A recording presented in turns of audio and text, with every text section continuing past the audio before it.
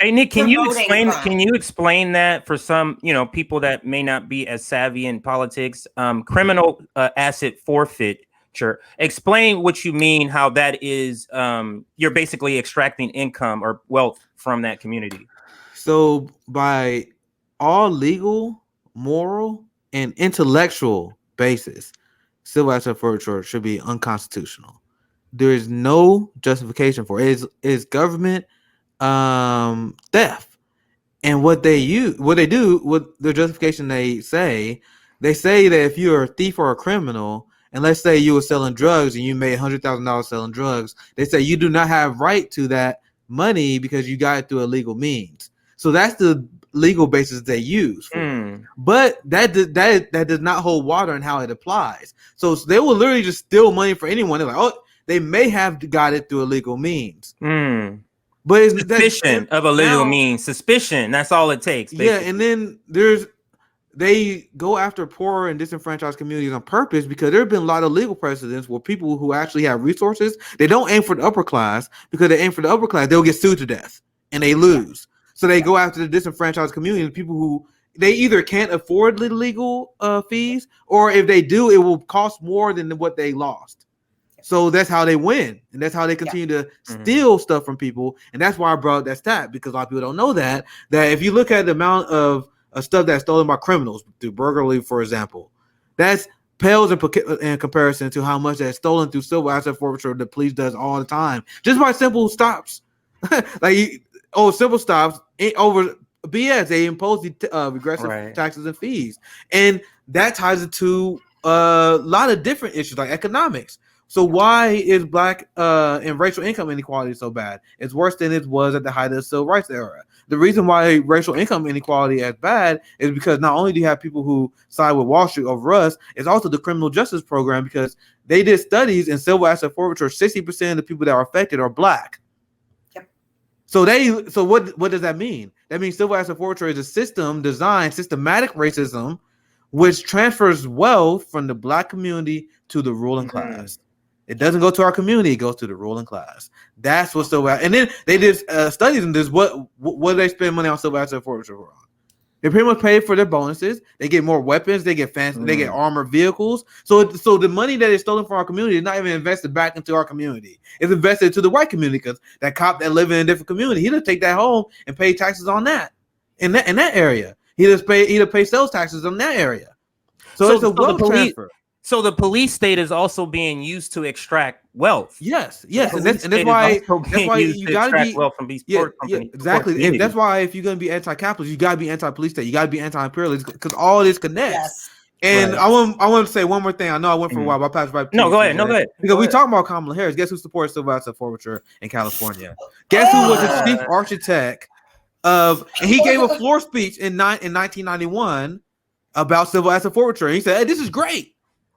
And the justification I just gave to you, that the reason why they said we should do it, is the same justification that Joe Biden did. And then there was actually someone on the floor that checked them, because they was like, do you think that we should be able to steal resources from people without due cause? And Joe Biden, being the unhinged right-wing maniac he is, was on the Senate floor and said, hell yeah, that's a great idea. What? Vote blue no matter who. While you guys talk, I'm gonna see if I can find a clip. Yes, I'm gonna find a clip while you guys talk, but give me some time. Thank you. Well, did you have anything you wanted to add, Liv? I'm gonna bring up a few comments, and maybe we can talk about some comments here. One that I saw. Yeah. I'm still like, okay, yeah, let's talk about the root fucking causes of crime, which is poverty and hunger, which we're now calling food insecurity. And you love how capitalists, hey, sorry to cut you off. You love how capitalists love to use language to soften what they're doing to people. So, but go ahead. It's more propaganda. Right. It's more propaganda. We're whitewashing it. We're trying to make it a little sweeter to people to digest, but it's hunger. People are starving. And this is in America. This is happening here. And we need to talk about that and why that's happening. And that's because we have one of the contributing factors is the police state that we are perpetually funding and militarizing and putting money in. And I see police are enforcers for the establishment. Yes, they are to keep the law and order for white supremacy, to keep white people apparently feel safe from all the threats of the otherized people that America has always done since 1492 when we came here and we otherized people. And we've been doing it ever since. And we're going to continue doing it. We just did an episode on the intersection about the anti-trans bills that are coming up. The trans community seems to be the most popular community that is being the recent attacks of the right-wing community and otherizing them and trying to dehumanize and belittle their existence. But hey, you know what? Fuck Biden. It's Democrats doing it too. Biden didn't say shit during Pride Month about it. So you know what? It's just they're just as bad. They're just as culpable. It's pretty sad. Nick, did you have what you wanted ready, or you wanted us to go to comments? I did have a couple of comments. Give me a few more minutes. I gotta go through my bookmarks to find the video because I think it's very useful. So just give me one moment. I'm gonna find it. And then... Oh wow! Look at this one right here. Yes. Great work, guys. Keep the colonizers. What is she saying here? Keep colonizers safe from people of color. That's pretty much what you were describing. You're keeping the colonizers safe. It's white supremacy. It's just white supremacy. That is. I love that comment. Let's see if we have. I don't know the context of this one, but I'll put that up on screen. That looks pretty funny. I don't know the context of that one, but law enforcement is racist for dollars. It's a systemic racist system. Yeah.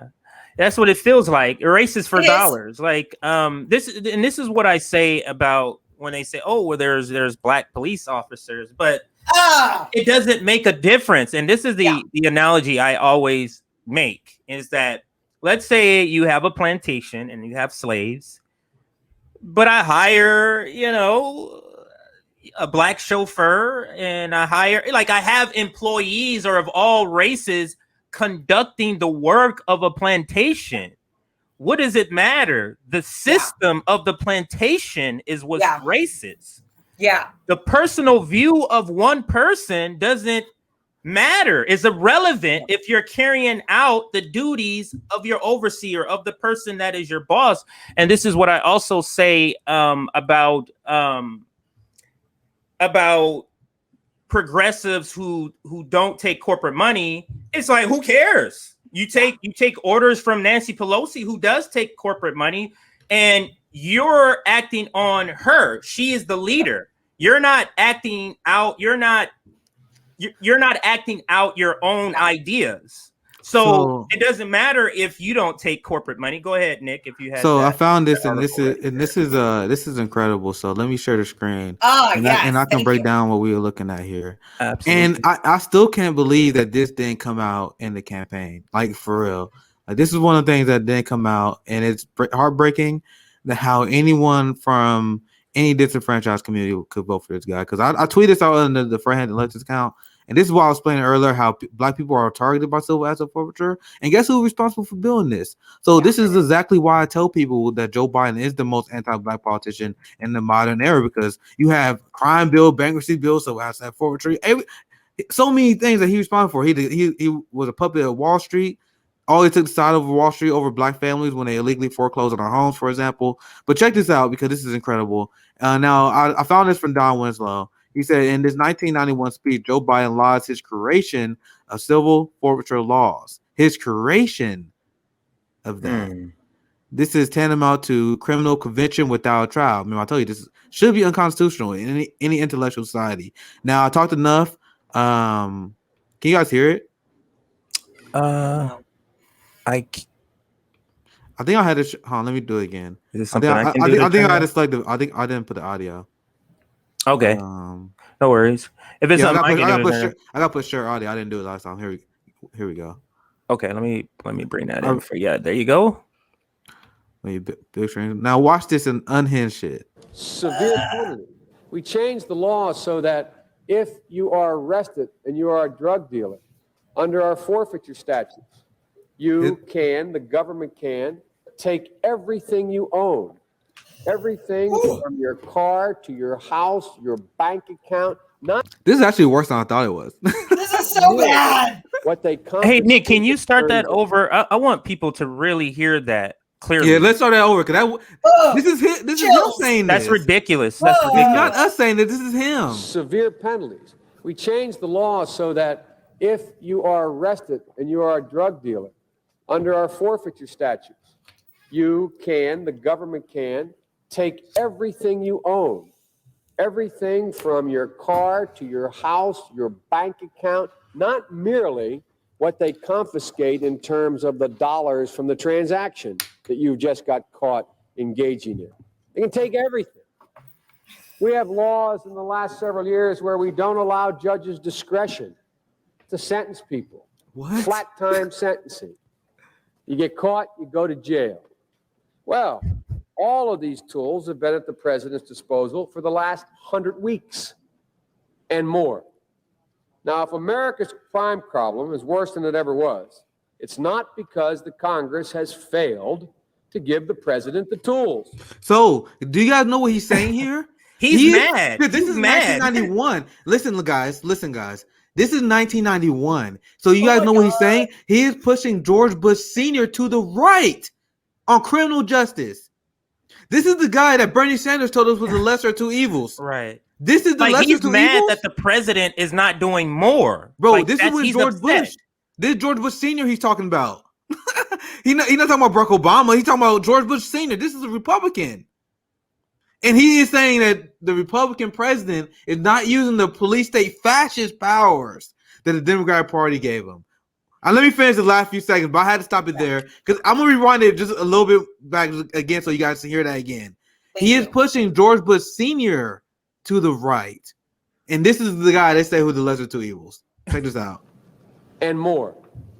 Now, if America's crime problem is worse than it ever was, it's not because the Congress has failed to give the president the tools. It's done its part, but rather because the administration has failed to use the power given to it by the Congress over the last 5 years, and in particular the last 100 weeks, to bring this epidemic under control. And people got mad at me because I didn't vote for that guy. Wow. How is that the lesser of two evils? It's not. What's your guys' thoughts? I got a lot to say about this, but I remember I bookmarked that because I'm like, imagine that video came out during the primaries, and like if it came out, it probably wouldn't have helped because the media censored it. But now just imagine a scenario where that video comes out, but then we have honest media like, yo, do you see this? Like this is on CNN, MSNBC, everywhere. Joe Biden will lose by a landslide. Because as of right now, Nick, like you said, this is 1991. So right now, it's entrenched in the system. People that just kind of go, to the court system, they just kind of go, oh, well, if I'm convicted, they forfeit. I got to forfeit. That's it. That's how it is. That's how it goes. So you don't even fight against it, and it's entrenched. But listen to Joe Biden. He's the one who created this, or he's the one who wanted this to make sure this was being enforced. The strongest advocate, the chief architect. Advocate is just amazing to me. That gives me chills. Yes. Oh. But what were you going to say? I'm sorry, I passed it. No, go ahead. What were you going to say, Nick, about the last thing I say, I pass it Liv, is that Breonna Joy Gray and Nina Turner was saying this. They was like, bro, why are we not going harder on Joe Biden? The weak Western left, led by Cuck Rocha and Pramila Jayapal, they was like, no, we need to ease back our attacks to the Democratic Party establishment. Nina Turner and Breonna Joy Gray was like, bro, why are we not attacking him on this? Ask that question. I don't know the answer, but you know the inherent answer to that. Why not? Why is he saying that you're a good friend? I was losing my mind. Every time he said that. Because I every said time before, people were like, oh, you're not going to vote against Trump. You're not going to vote for Joe Biden and the Democrats because you salty that Bernie lost. No, I promise you guys. I made up my mind years and years ago. There was no way I would vote for Joe Biden. No way. Like if Bernie Sanders didn't run in 2020, I would not have voted for Joe Biden. There under no circumstance, based on what I know of his history and his past and stuff like this, I learned recently. Like when you actually dive into the real details, actually look into his Senate floor speeches, where he's actually worsted his record, because a lot of stuff he wanted didn't even get passed and advocated for. Yeah. So like when you know that kind of stuff, and then you hear people say, "Oh, my good friend Joe, oh, we can put Joe Biden left." Yeah. You understand how crazy that drives me? You understand how I'm like, bro, they gaslight me into insanity, bro. Like, is it me? Is it me? Like, this doesn't make sense to me. The idea that this guy, the lesser two evil, that doesn't make sense. It doesn't make any sense. It doesn't make any sense at all.